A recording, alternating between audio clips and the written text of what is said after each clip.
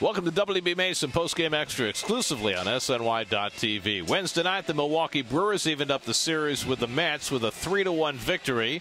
Wily Peralta went 6 1/3 for the win. The Mets managing just to run on 5 hits.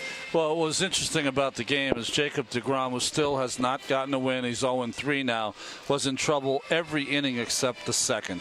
He got in trouble immediately in the first, but got through it with 3 strikeouts. The big strikeout of Chris Davis to end that inning. But after that, it seemed like the Mets made enough plays, threw some guys out at the plate, had some double plays, line drives that were caught to keep deGrom and the Mets in the game. Did a nice job. As we were talking in the dugout during the game, you got good stuff when there's that many foul balls. At one time he had, I think, 57 pitches and 46 strikes or 45 strikes.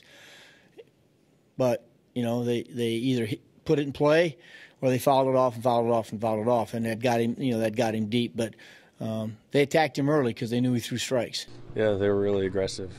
That first inning with the 3 bloop hits, and then to get out of that was good. But whenever you start out like that, you kind of thinking in the back of your mind it might be a rough night. But I feel like I settled down all right. I didn't have my best stuff, but I threw a lot of strikes, and a couple balls fell, and that's pretty much what happened. deGrom did an outstanding job of battling today. First inning, 3 hits. None of them really hit hard. He was making quality pitches. I had to kind of reiterate that to him, even though the guys were getting on base. But he did a good job getting out some jams. We had some timely double plays. Kept the ball just shallow enough to prevent a couple of sac flies. But I thought tonight he probably didn't quite have his best stuff, but he did a great job of grinding it out and getting in the 6th inning. But there wasn't a lot of offense, Keith. Well, it's a game where the Brewers really should have probably run away with it. They made some base running blunder.